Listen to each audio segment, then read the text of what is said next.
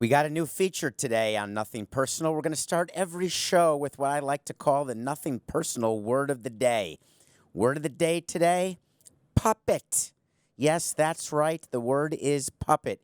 How was that used? Let me read. A quote from Theo Epstein, president of baseball operations for your Chicago Cubs. If you're a front office and you want a puppet, you don't hire David Ross. Here's what I think he meant to say. We're a front office and we'll only hire puppets. Therefore, we hire David Ross. We didn't interview anyone else for real because we knew that David Ross would be our puppet. And we also knew he would say he's not a puppet, which is exactly what the perfect puppet does when you need a puppet. So why would Theo choose to actually say that they didn't want a puppet? Because as Shakespeare likes to say, methinks he doth protest too much. What will actually happen with the Cubs and David Ross the first time that David Ross decides he doesn't want his strings pulled? Theo will come right down to the clubhouse. He will put his hands right up the back of the jersey and say, listen here, David, do exactly as I say. Right now, we've got a pretty amazing thing going on with the NFL trade deadline. So here's what happens during a deadline. They don't allow cameras in because we always think that we're doing things that are so secretive. But here's what you have. You have a room. You have a ton of candy, a ton of snacks, and a ton of people. You've got someone who's in charge of the cap. You've got someone who's in charge of speaking to the owner. If you have a very tight, meddling owner, that owner is in the room. If you have an owner who calls himself the GM and president, he's in the room too. Sometimes the owner is just in the room right next door. You have a bunch of men and women who are monitoring Twitter and other websites looking for rumors. Now, you may think that we're the only people who talk about rumors, but I can tell you that every trade deadline I was ever a part of, we had MLB Network on. We were watching CBS, all the other networks, trying to see any information out there. Then you've got scouts and other people in your front office who are giving the GM information. I just spoke to someone from the Jets. I just spoke to someone from the Dolphins. I'm hearing blank. Then we have to discern what's real and what's not. All of this is happening under the umbrella of what is the goal of the team. That happens way before deadline day. The GM, the owner, they're getting together well before that. I wonder if Jerry Jones just sits with himself. I guess when you're the president, GM, and owner, that's a three-person meeting, maybe three different voices. In any case, so you have to get together and figure out, are you buyers? Are you sellers? Are you tanking? What is your cap space? What is the cash available? Are you trying to save money? Are you willing to take on money? If those parameters are not laid out perfectly clearly prior to the day of the deadline, your franchise cannot succeed. Now, you may have something that we would budget for, which is called funny money. Funny money is what we would do every year. It turns out that some of our signings should have been funny money. But what you do is you have a reach trade. You come up with a deal that you want, that you're willing to do, that you think is so unlikely and so lopsided that it's never going to happen. So, for example, we would trade a third-round pick to try to get Manny Ramirez when he was back and playing well, let's say, for the Dodgers. And the Dodgers would say, no, we want Giancarlo Stanton, who is still in the minor leagues. And we'd say no, and that would be that. So a lot of what happens on deadline day is back and forth between teams where nothing's ever going to happen. But then you purposefully leak certain things to members of the media so they can tweet, and that can draw the attention of other teams so it can maybe take the focus off what you're actually trying to do. Agents get involved in these leaks. Teams get involved in these leaks. So every time you're reading an update from any sort of inside NFL source, where do you think they're getting it from? They're getting it from team executives who are literally controlling them as members of the media because they want the flow of information to benefit them. It's why you see certain names bandied about when GM spots are open or coaches or manager spots are open in the NFL or MLB. When names are bandied about, it's because the media says, I will do you this favor. You leak to me information, and I will promote you. That happens throughout sports. A day like this is the day where you've got to figure out what's real and what's not real. So there's someone in the trade deadline room who's actually doing that as well. Then you've got the people sort of in the back row of the room. The back row of the room is where the interns are. It's where the second and third level employees are. And their job is solely to make their bosses look better. So they're feeding them information on players who may be traded, who they may be acquired. Because then, as an upper level executive, you get to look good for the GM or for the owner or for the team president. So it's like a little fiefdom, if you will. There's layers of seating in each trade deadline room. And there's also a pecking order for snacks. Rule, very important rule. You don't touch the food until your boss has eaten. It's sort of a little like the jungle in that way. So that's what's going on in the deadline room. Let's focus on specifically what we think is going on in the Jets deadline room right now. So I could do my best Adam Gase imitation. That's my imitation. My eyes are bulging out because I can't believe my era has started off this way. I can't believe that my owner, not Woody Johnson, he's in England as the ambassador. Christopher Johnson, his brother, is now the owner of the Jets, and it's very telling the dysfunction that's going on in New York right now because the owner himself was on video telling a fan before last week's game, I hope my team shows up this week. It's not exactly what you'd want. If I had an employee on tape doing that, that employee would be unemployed. But when the owner does it, there's nothing you can do but cringe. But from the top, when you don't have leadership, it sort of tends to trickle down. And that's what's happening with the Jets right now. All the world is abuzz about right now Le'Veon Bell. Will he be traded? Will he not be traded? Well, of course he's not going to be traded.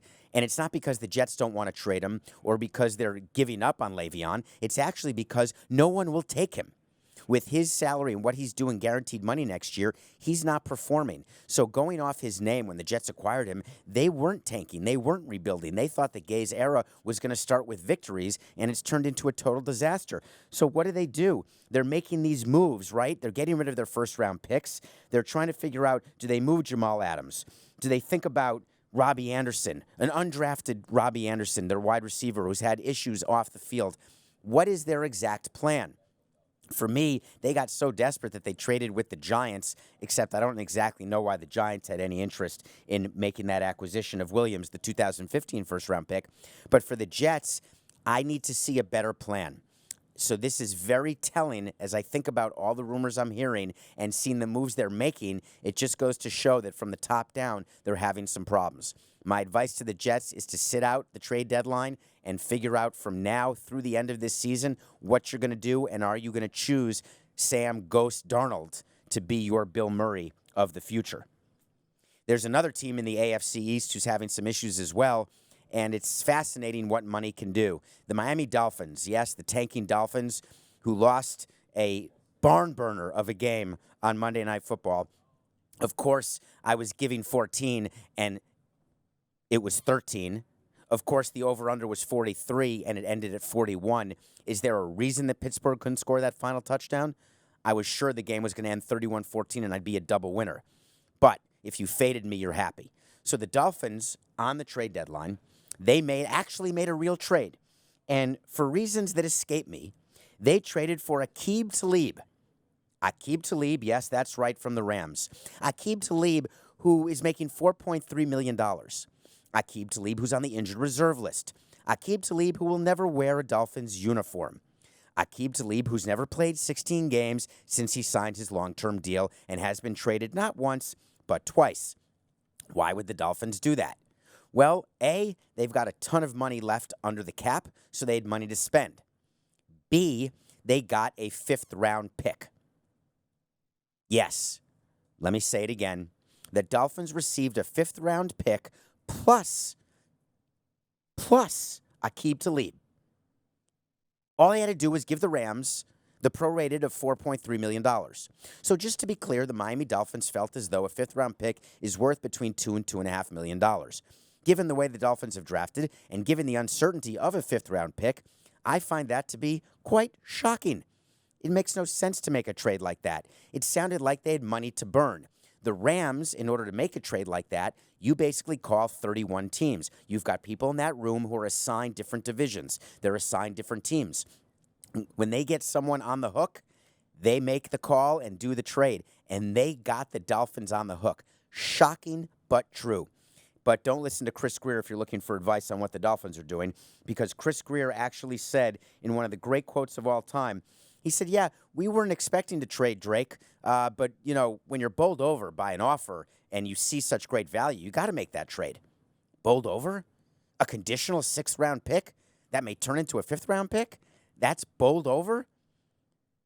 Is there any concern on behalf of Miami Dolphins fans that the very people who are in charge of the rebuild are the ones who made it so the rebuild was necessary?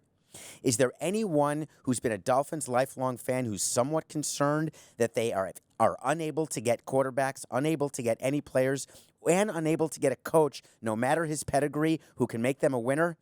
I'm pretty concerned about that, I can tell you.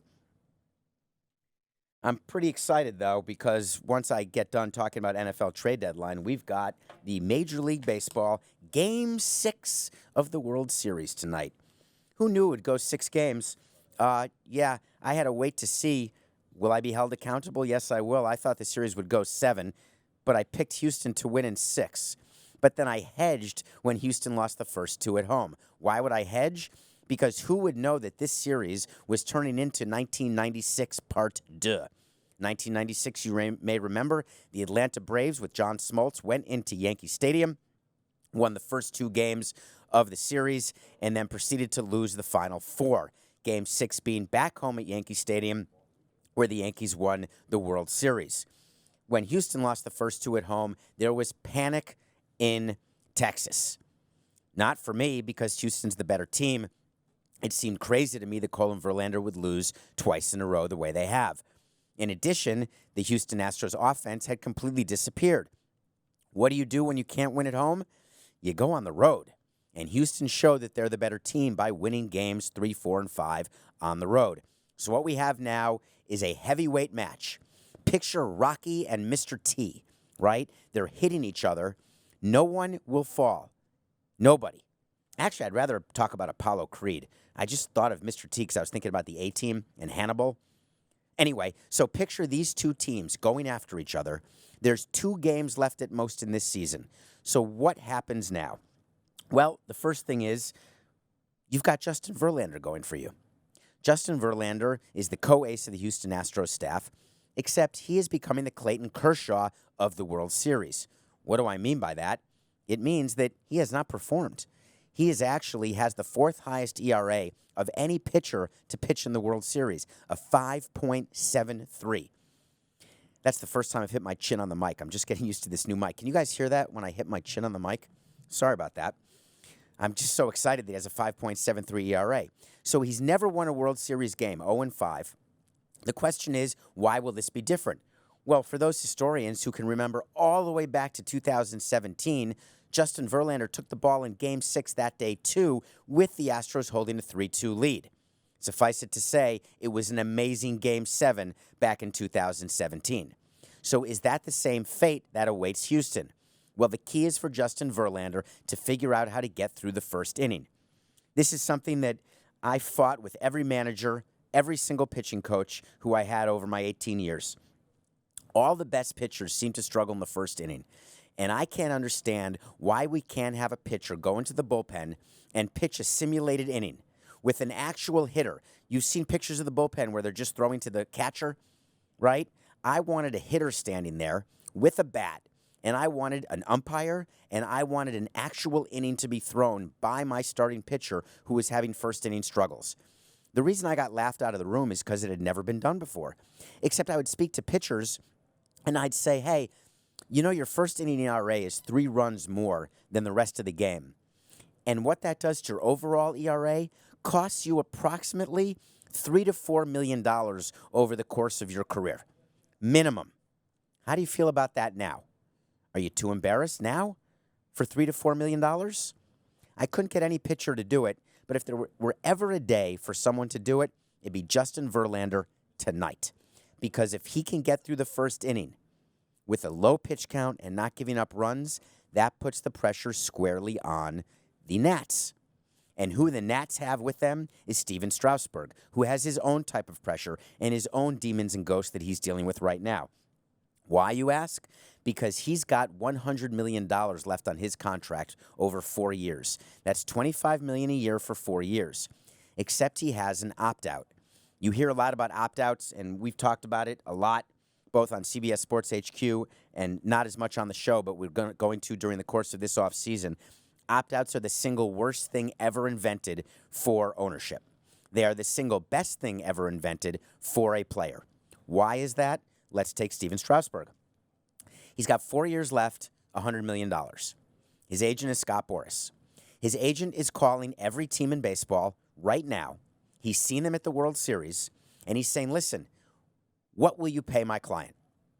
If anybody says they'll pay him more than 4 years and more than $100 million, he will opt out and go to that team. But before doing that, he will call the Nationals and their owner, because Boras has done a lot of business, and he will say, hey, this is what you have to match. Strasburg is going to opt out and then re-sign with you if you match what I'm getting from these other teams. It's what Clayton Kershaw did last year, and the Dodgers are despondent that they're paying Kershaw that pillow contract of over $33 million per year. And look for the Nats to try to do the same for Strasburg. But for him to perform, first things first, he's got to get that distraction out of his mind.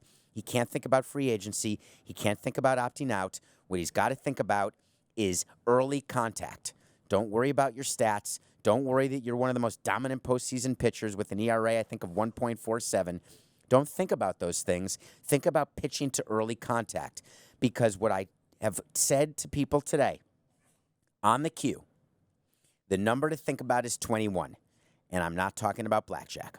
The first pitcher to get 21 outs wins the game. And both Verlander and Strasburg need to get 21 outs. Who will Strasburg have the hardest time with? Well, that's clear. When we game plan before these games, we basically go down the lineup. What you do is you get the pitcher, the catcher, and the pitching coach are in a room, so often in the training room, actually, where these meetings happen, while the pitcher's being worked on. One of the craziest jobs for a trainer is seeing what you have to do to a pitcher before he pitches. Picture the movie Major League, where they're working on the old guy, I can't remember his name, but the old guy's shoulder, and giving it that deep massage with oils and gook, and it smells, and it's horrible. But that's what's happening while they're going over the lineup. And what the pitching coach is saying is, listen, if you're going to get beaten by the Astros tonight, you're not going to let Altuve do it. And we're not going to let Bregman do it. You've got to focus squarely on Brantley in the 3-hole, Springer in the 1-hole. We are not letting the 2-hole hitter Altuve, league MVP previous, who is on base 25 straight games, is his streak in the postseason. Unheard of. Or Bregman, cleanup hitter, not having as good a series or a good postseason, but he is someone who can beat you with one swing. So that's our approach. That's our game plan. You go over each hitter, what your pitching sequence is going to be. You go over the signs with the catcher, what the signs will be when there's a man on second. So remember, when you ever see a catcher with their fingernails, I'm moving my fingers around right now for those of you listening. I'm putting 2, 1, 4, 3, and then they touch their shoulder and their hip and their knee pads. No wonder catchers are getting crossed up. Who can remember all of these signs? So they try to make it as easy for the pitcher as possible because they're so distracted with other things. So Strasburg is focused on not letting Altuve and Bregman beat him. Verlander is focused on something totally different. He's focused not on his struggles. He's got to get that out of his head. He can't think about his second ring in 3 years or the Hall of Fame. He's thinking about the number 3, meaning get 3 outs before letting in 3 runs. He's got to get out of that first inning, and I believe firmly that he will do that. The second thing that we think about when we talk about this Game 6 that we have to talk about is another Scott Boras client, Anthony Rendon. If you've watched the World Series, you've seen him. He's the third baseman for the Nats. The plays that he makes at third base, he's one of the top defensive third basemen behind Nolan Arenado. Yes, Nolan Arenado, $260 million man on the Rockies, Nolan Arenado. Anthony Rendon is going to be a free agent. He wants to get more than $260 million because he thinks he's better than Nolan Arenado, which he is, but he has not shown it so far in this World Series. But he needs to step up. And he's not the player who Verlander is focused on to not let beat him. That's their 21-year-old phenom, Miguel Cabrera Part 2, batting fourth, Juan Soto, who just turned legal. So Rendon has got to rebound from his struggles. He's got to lead the Nats to victory, or else they really have no chance to win. And so what happens if the Astros do win? And there's planning for it. Remember, we talked about the Nationals were planning the trophy presentation at Nationals Park. That was a kinahura because they didn't actually get to celebrate because they lost all 3 games. But there is going to be a celebration in Houston, either on the visiting side or the home side. If the Astros win, the question that everybody is asking is their legacy that of a dynasty, that of one of the greatest teams of all time? Or do you have to take into account some of the off-the-field issues that have taken place during this tenure, more specifically during this postseason? My view is that you will have baseball-only writers talking about on-field, saying this is a team that will always be remembered for its professionalism, its depth, and its winning. But for those people in more mainstream media, for those people talking by the water cooler, or those people trying to give a nuanced look at sports and business, actually what we'll say is that the Astros won a second World Series in spite of the off-field distractions, and their legacy as a team is actually forever hurt by the actions of both the owner, the general manager, the assistant general manager. And that is something that as a team president is so upsetting that I wouldn't be able to sleep at night because I would be thinking to myself that all the work we've put in to win, to build this team, to go through losing 100 games 3 years in a row, and we got derailed because of our hubris. And hubris will do it to you every single time. Will it stop them from winning one of the next 2 games? I think not. Will it stop the Houston Astros from going down in history as one of the great teams of all time? I think so. I love doing interesting things. Some of you may know that I love raising money for charity and doing athletic events that anyone can do. I don't ever raise money by trying to dunk a basketball or shoot a hole-in-one or throw a baseball 90 miles an hour. I just try to do things that everyone could do, but most people choose not to do. So about in 2006, I did the Hawaii Ironman and raised money for charity. And anyone can do an Ironman. You just have to train for a year. You have to not go out for 52 straight Saturday nights. And you have to swim and bike and run until the chafing is so significant that all you do in the shower is cry. But anyone can do that. Then I did a bunch of marathons. I did a double marathon, which is a 52-mile run, raising money as well. Anyone can run for 15 or 10, 12, 14 hours straight. You just have to train, and you have to learn how to eat and go to the bathroom while running. It's doable, not extraordinary. Then I read about this man. This man, his name is Nirmal Purja. Nirmal Purja just climbed the 14 highest peaks in all of the world in 189 days. Let me give you some perspective. The previous world record for a man to climb the 14 highest peaks in the world was, let me get it to you exact, 7 years, 10 months, and 6 days. So he broke the record by basically 6 years, 7 years. He just went back to back to back. It reminded me of something I did just a couple years ago. I did 7 marathons in 7 days on 7 continents. It's called the World Marathon Challenge.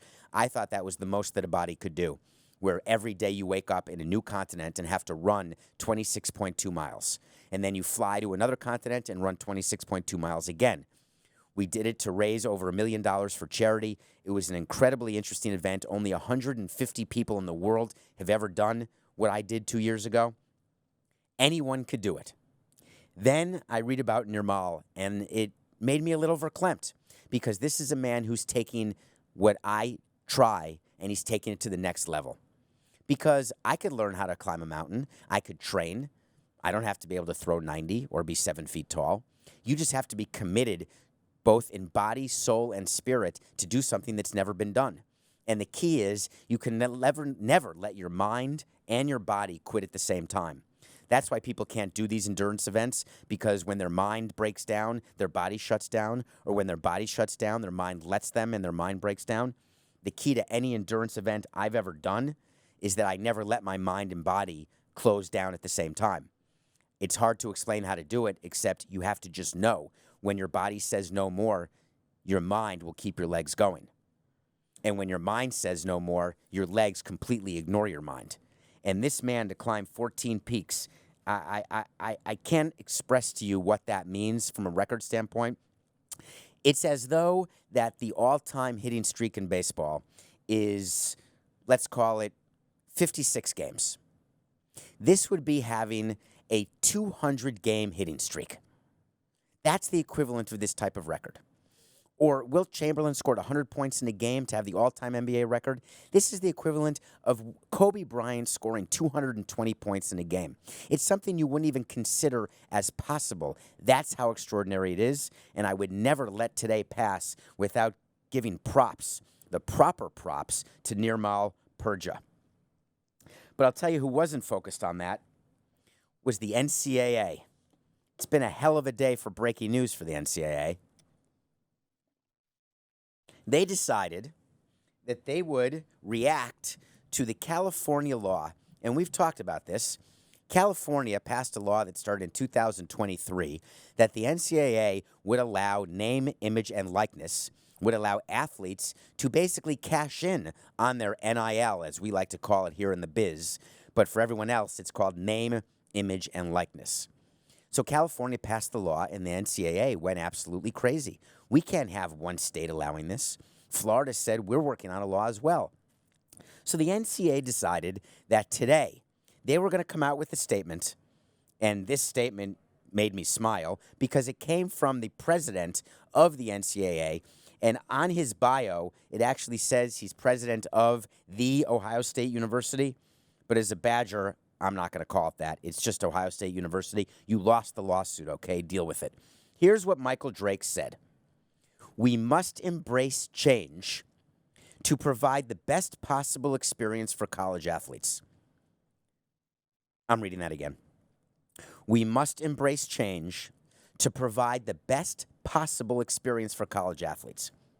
What he really meant there was that our athletes have been getting paid off the record for so many years in dark alleys, in dark rooms, on yachts, on boats with boosters, all of it under the table, that now we want to give them a better experience where we can actually do a PowerPoint presentation when we recruit our athletes to tell them how much money they can make. But remember the rule, it doesn't come from the school, it comes from outside companies. But here's how it's really going to work, folks. Let's say you want to go to Duke and play basketball. Do you think you're only going to meet with Coach K? I don't think so. Coach K is going to set you up with the following: a car deal, a shoe deal, a clothing deal, possibly a home deal, a cash deal, any sort of company that has anything that the player wants. So if I'm the top high school basketball player in the country and I want to go to Duke, I go to Duke and meet with Coach K like this. This is my list of wants. Let me tell you, I'd like to buy my mom a new house. I'd like to have 2 cars. I need a different outfit for every single day of the year. And oh, I want to win the sneaker wars. So I'm going to design my own shoes and wear a different pair. Oh, and that's for all 10 of my friends. In the old days, Coach K would say, we'll see what we can do. Well, the new days are upon us. And Coach K says, behind curtain number 1, we've got your car deal. Behind curtain number 2, we have your shoe deal.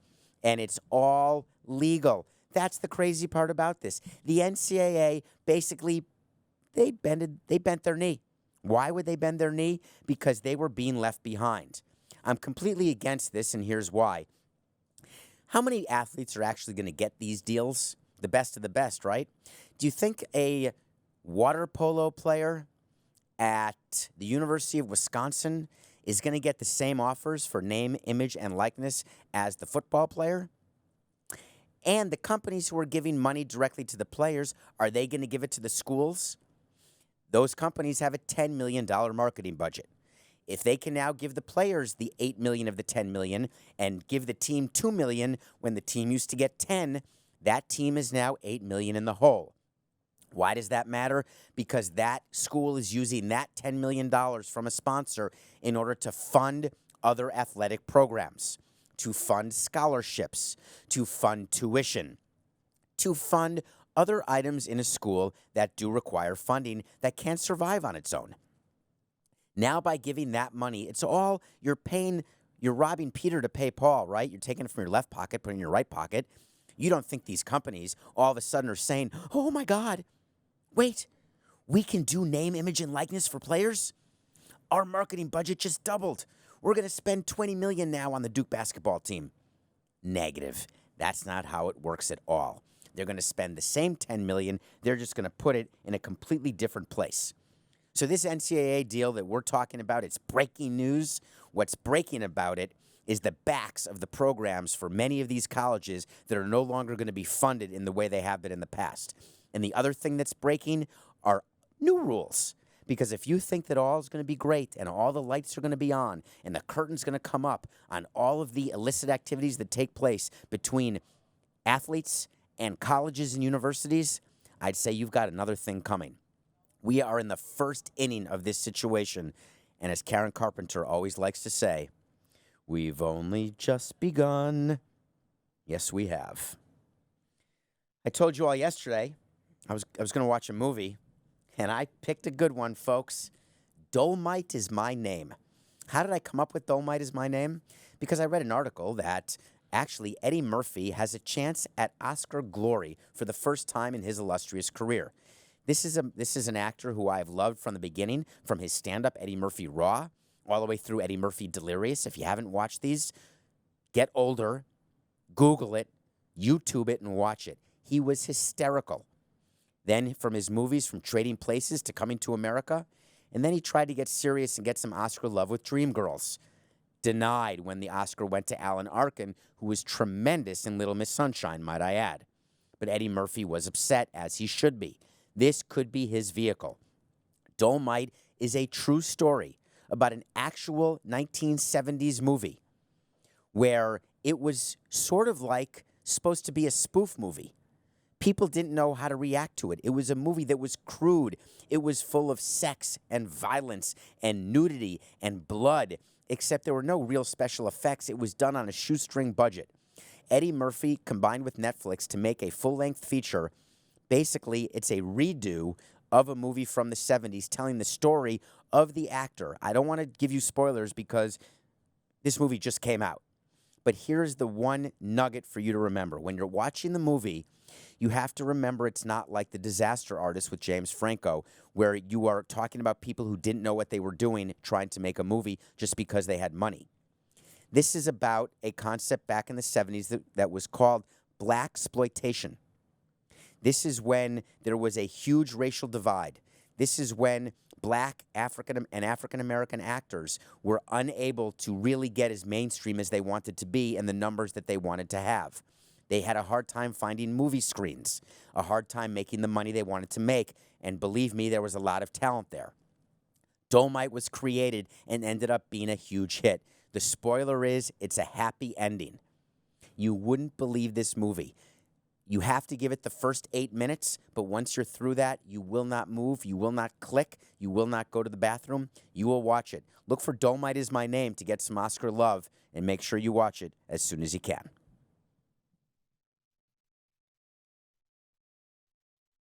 You watched the World Series, Game 5, I hope. You know, we've got Game 6 tonight. We spoke about it.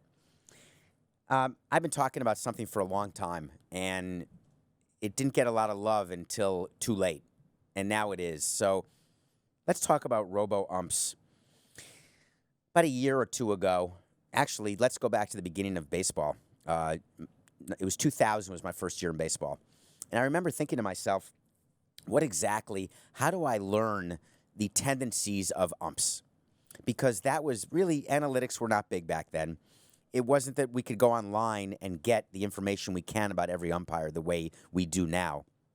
Right now, the way it is, that when you've got someone behind the plate, Gary Cederstrom, Lance Barksdale, Joe West, anybody, you can find out in a minute and give to your pitchers and players what that umpire's tendencies are. Does he call a low strike? Does he call a high strike? Does he give you the inside part of the plate or the outside part of the plate? Is he consistent? We can tell you everything about him, including his proclivities for the type of movies he watches. Back in the day, it didn't happen. We wanted that information because we felt like we were not getting consistent calls from umpires. What's changed since I started in baseball in the year 2000 and finished in the year 2017? Nothing. We just have more information about the mediocrity. And this is not about being against human umpires. This is not about trying to take the human element out of the game. This is about consistency and, for once, doing what's right. And what's right is making the game a fair game. Did you see some of the calls in Game 5? Now, all of a sudden, people are calling for robot umps. I did an entire essay this season about all the things in baseball that I'd like to change in order to try to improve our demographics, code for get younger, get the pace of action increased, code for make the games end before 4 hours. And I was open to anything, including batting out of order, including eliminating the shift, including making a pitcher face at least 3 batters, getting rid of mound visits, getting rid of throwing over to first. Who likes throwing over to first? Anybody? Anybody? Nobody. Did I just get a hand raise from Jack there in the audience? You like throwing to first, Jack? He's nodding because he's not microphoned. The reason he must like throwing over to first is only for one reason, because he thinks that it has some quotient impact on the running game. Well, what it does have is a direct correlation to the clicking game, as in people clicking away from the game in record numbers. And that's what we have to stop. Why would robot umps accomplish my goal? Because it would add consistency and it would save time. No more arguing. No more bitching and moaning from managers or players, because a call is a call and it's the same call to every player, every inning of every game. You're not a homer, meaning some umpires tend to maybe, they'll never tell you this, but trust me, umpires do have it in for certain players and certain teams and certain owners, certain ballparks. That's real because that's human. This eliminates that. Any of you watch tennis? Well, I do. And the replays in tennis, when there's a line judge who makes a mistake, it's no longer John McEnroe saying, "Are you serious?" No. You just go to the Jumbotron. The fans love it. The crowd loves it. The TV audience loves it because the technology exists where the ball either hits the line or it doesn't. It's very binary. There's no cloud of miscommunication. It's either on the line or it's out or it's in. Of course, any question in tennis, I've never seen a ball fully in, and that's what was challenged. No, I see it touch the line by just a hair or just a little bit of the yellow part of the ball. In baseball, we can do the same thing. We can have a robo-ump call balls and strikes, and it's immediate. Everyone knows the count. Everyone knows whether it's a strike or ball. There's none of this when players think that it's ball 4. They take off their shin guard, they drop their bat, and the umpire calls it strike 2 on a 3-1 pitch, and then the player has to turn around. Then he argues, then he puts his shin strap back on, then his batting gloves, then he steps out of the box. It's 45 seconds, and then there's another pitch thrown. Let's get rid of that. I could save 2 to 3 minutes a game on this alone, and I wouldn't have to read one more tweet about people calling for robo-umps. The reason we can do it is that the technology is there. The reason we aren't doing it is because we're scared of the umpires union and we're scared about traditionalists saying, don't screw around with baseball. Well, I've got a secret for all people in Major League Baseball, in the commissioner's office, and everyone running a team and owning a team. If you don't screw with baseball, baseball will have a funny way of screwing with you. And all of the golden geese whose eggs we are sitting on to have our teams worth in the billions and making money every year, and all that we take for granted will disappear in a cloud of arguments between whether it was a ball or a strike. Robo-umps will take care of all of that. I get to do a pick every day, and I'm not getting tired of it. I'm never going to get tired of picking because I love it, and I love being here at CBS Sports and CBS Sports HQ. I love the fact that we've got people willing to stand up and be held accountable for their bets and their picks. So I'll tell you right now that if you took the Steelers in the over because of me, how are you not fading me? I can't get a pick right if it's not the NBA. I told you that. I was honest with you about that.